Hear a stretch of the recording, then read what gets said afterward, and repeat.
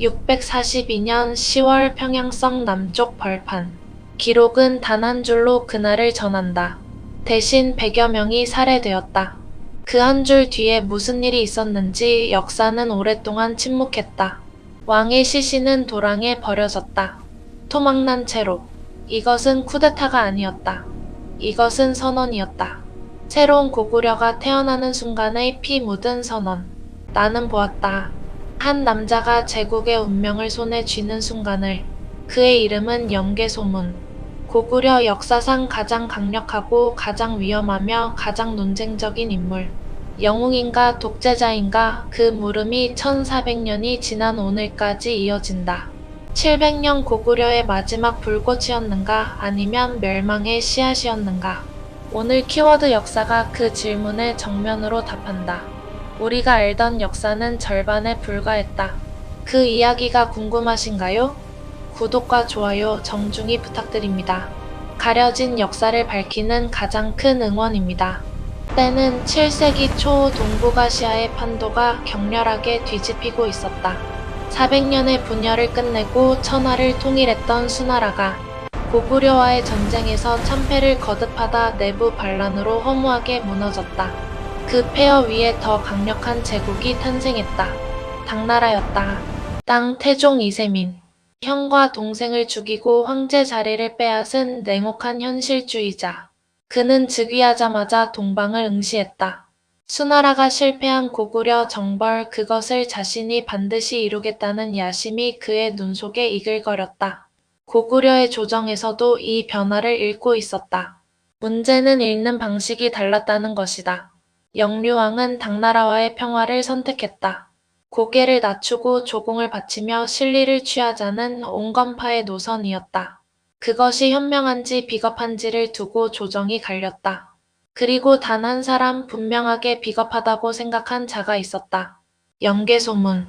그는 아버지 연태조로부터 동부대인의 자리와 함께 뼛속까지 무인의 기지를 물려받았다. 연태조는 부여성에서 비사성까지 이어지는 천리장성 축조를 총감독한 인물이었다. 연씨 가문의 피에는 국경성과 싸움의 본능이 흘렀다. 당의 머리를 숙이는 것은 조금씩 죽어가는 것과 다름없다고 연개소문은 뼛속 깊이 확신했다. 그는 일찍이 아버지의 직위를 물려받으려 했다. 그러나 귀족들이 막아섰다. 성격이 포악하고 잔인하다는 이유였다. 연개소문은 그 자리에서 무릎을 꿇었다. 비굴하리만큼 낮은 자세로 눈물까지 보이며 귀족들을 설득했다. 그것이 진심인지 연기인지 그 자리에 있던 누구도 알지 못했다. 결국 직위를 손에 넣은 그의 입가에 어떤 표정이 스쳤는지도 기록은 전하지 않는다. 직위를 얻은 연개소문은 조용히 그러나 집요하게 군사력을 키우기 시작했다.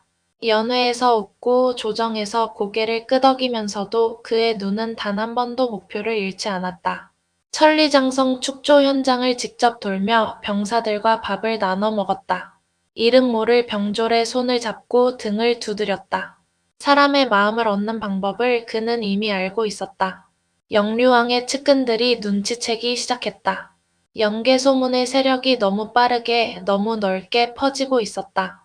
한 신하가 왕에게 조용히 고했다. 전하 저자를 그냥 두시면 반드시 화근이 됩니다.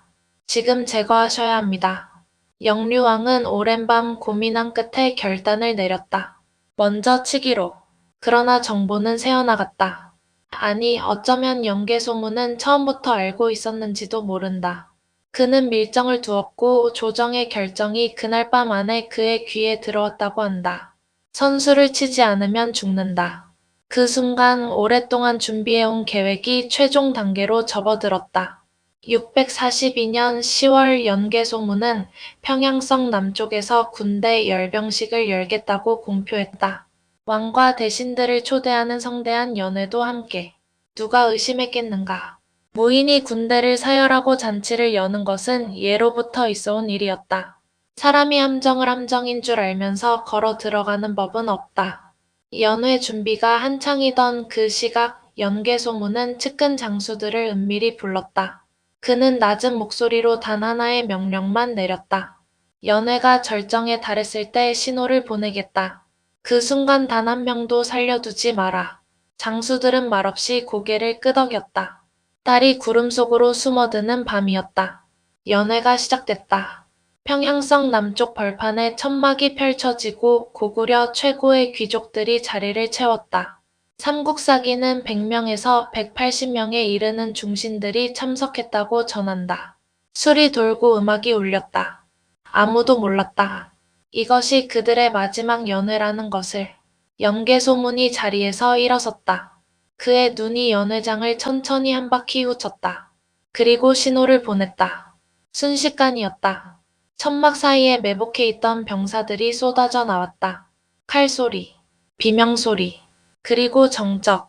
고구려 권력의 지형이 단 한순간에 재편됐다. 연개소문은 핏빛 벌판을 가로질러 궁궐로 향했다. 영류왕은 도주했으나 끝내 잡혔다. 연개소문은 직접 왕을 시해했다. 그것으로 끝이 아니었다. 그는 시신을 토막내어 도랑에 던져버리라고 명했다. 이것은 분노가 아니었다. 이것은 메시지였다. 나에게 맞서는 자의 말로가 이것이다. 그날 밤 고구려는 달라졌다. 연개소문은 영류왕의 조카 고보장을 왕위에 앉혔다. 보장왕. 그러나 그것은 왕이 아니었다. 국가의 얼굴이자 허수아비였다. 실권은 단 한 사람의 손에 완전히 넘어갔다. 그는 스스로를 대망리지라 칭했다. 고구려 역사상 전례 없는 직위였다. 귀족들이 3년마다 선출하던 대대로와는 본질적으로 달랐다. 군사권과 행정권을 하나로 묶은 종신 독재직이었다. 당나라의 중서령과 병부상서를 동시에 겸임하는 것과 같은 권한. 고구려의 모든 것이 한 남자에게 집중됐다. 대망리지의 첫 번째 포고령은 예상 밖이었다. 불교를 억누르고 도교를 장려하라는 것이었다. 왜? 당나라의 국교가 도교였기 때문이다. 표면적으로는 당나라의 유화의 손길을 내미는 제스처였다. 그러나 실제로는 불교 세력과 결탁한 기존 귀족들의 사상적 기반을 무너뜨리는 냉정한 권력 정치였다. 연개소문의 정치는 언제나 두 겹이었다. 그는 당나라에 사신을 보내 도교 수도승 8명을 파견해달라고 청했다. 당 태종은 흡족해했다. 고구려가 순종하는 것처럼 보였다. 그러나 연개소문은 결코 순종한 것이 아니었다. 내부를 정리하고 군사력을 재편하고 진짜 전쟁을 준비하기 위한 시간을 벌고 있었다. 적을 안심시키는 것도 전략이다. 645년 봄 드디어 당 태종 이세민이 움직였다. 명분은 연개소문이 왕을 시해한 것에 대한 응징이었다. 그러나 천하의 누구도 그 말을 믿지 않았다. 이세민의 눈에 고구려는 동북아시아 패권의 마지막 장벽이었다. 수양제도 실패한 그 전쟁을 자신은 반드시 이루겠다는 오기가 그의 가슴에 불꽃처럼 타올랐다. 당군은 세 갈래로 고구려를 조였다. 이세적의 선봉이 육로로, 장량의 수군이 해로로 황제. 이세민이 직접 이끄는 본대가 중앙을 바쳤다. 역사상 최강의 군대가 파도처럼 밀려왔다. 계모성이 떨어졌다. 비사성이 무너졌다. 요동성이 함락됐다. 배감성도 빼앗겼다. 고구려의 서부 방어선이 도미노처럼 쓰러지고 있었다. 고구려군의 대반격이 시작됐다. 고연수와 고혜진이 이끄는 15만의 고구려 말갈연합군이 안시성 구원에 나섰다. 그러나 주필산에서 당군의 함정에 걸려들었다. 15만이 포위되어 대패했다. 고연수는 무릎을 꿇었다. 당 태종은 전장을 내려다보며 선언했다. 고구려는 이제 끝이다. 그러나 역사는 그 선언이 틀렸음을 증명하려 하고 있었다. 안시성. 당군 앞의 마지막 장벽이었다. 성주의 이름은 정사에 남지 않았다. 야사는 그를 양만춘이라 불렀다. 이름이 무엇이든 그는 싸웠다. 천하를 삼킨 이세민의 군대를 상대로 단 한치도 물러서지 않고 안시성의 성벽 위에서 검은 연기가 피어오르는 날에도 고구려의 깃발은 내려오지 않았다. 당 태종은 안시성을 내려다보며 공격하기 위해 거대한 토산을 쌓기 시작했다. 60일이 걸렸다. 수십만 병사가 흙을 날랐다. 마침내 토산이 성벽보다 높아지는 순간 고구려군이 움직였다. 무너지는 토산의 틈을 이용해 성벽을 넘어 그 토산 위를 점령해버린 것이다. 당 태종은 자기 손으로 만든 무기의 역으로 당하는 굴욕을 맛봤다. 이세민은 이를 갈았다. 그러나 어쩔 수 없었다. 겨울이 다가오고 있었다. 군량이 바닥나고 있었다. 60일을 버텨낸 안시성은 꼼짝도 하지 않았다. 결국 당군은 퇴각을 시작했다. 이세민은 안시성 성주에게 비단 100피를 남겼다고 전한다. 평생 쌓아온 자존심을 내려놓은 황제의 적장에 대한 예우였다. 연개소문은 이 전쟁 내내 평양에서 전황을 지휘했다. 각 성의 방어를 조율하고 보급선을 차단하는 작전을 주도했다. 그것은 용기 이전의 두뇌의 싸움이었다. 당 태종 이세민 역사상 손꼽히는 명장에게 일생일대의 패배를 안겨준 것이다.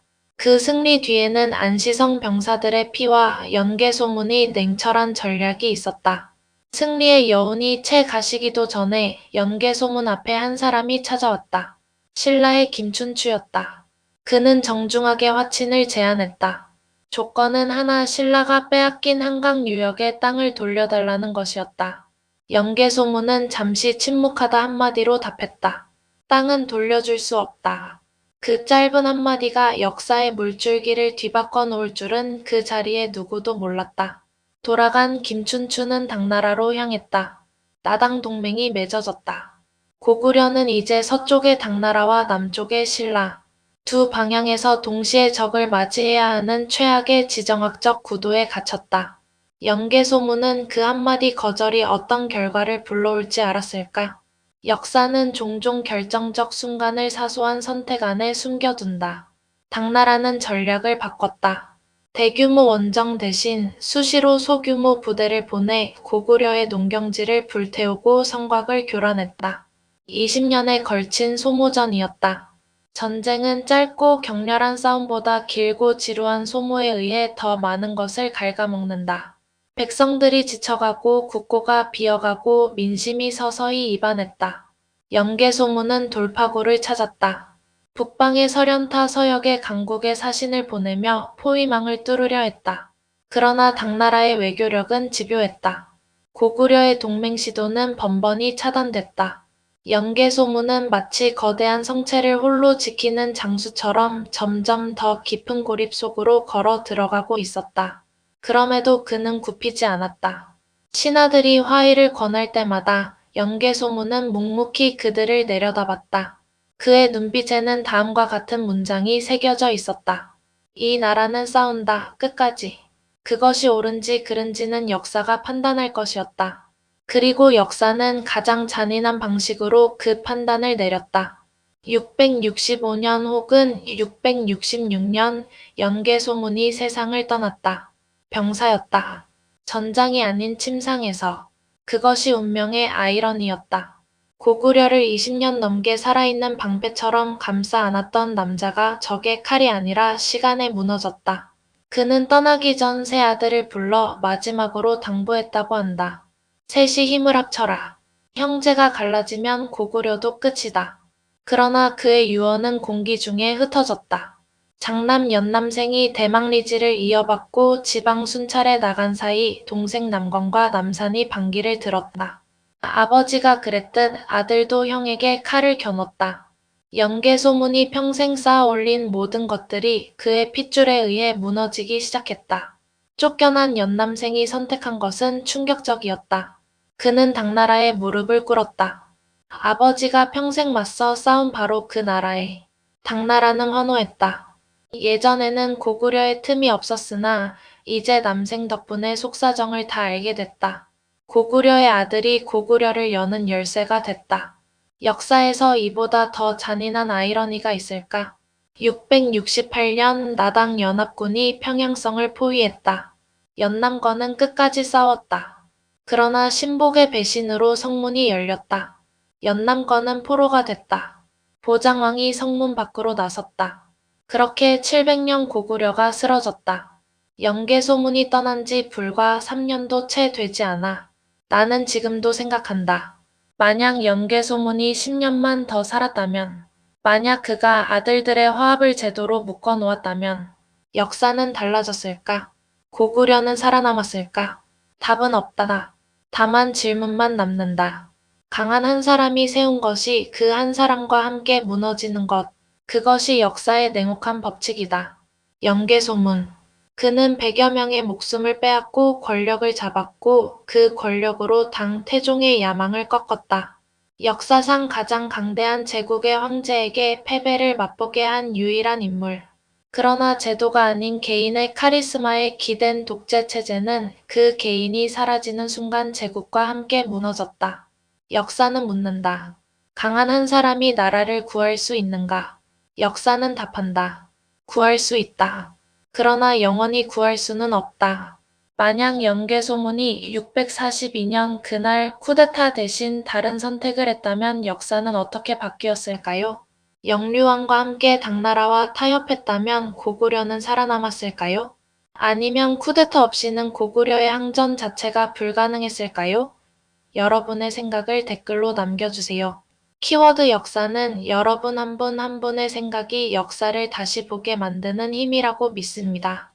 다음 키워드는 임진왜란, 이순신이 백의종군할 때 조선 수군은 어떻게 됐나입니다. 이순신이 없던 그 시간 조선의 바다에서는 무슨 일이 벌어졌을까요? 칠철량 그날의 비극을 함께 들여다봅니다. 기다려주세요. 지금까지 키워드 역사였습니다. 감사합니다.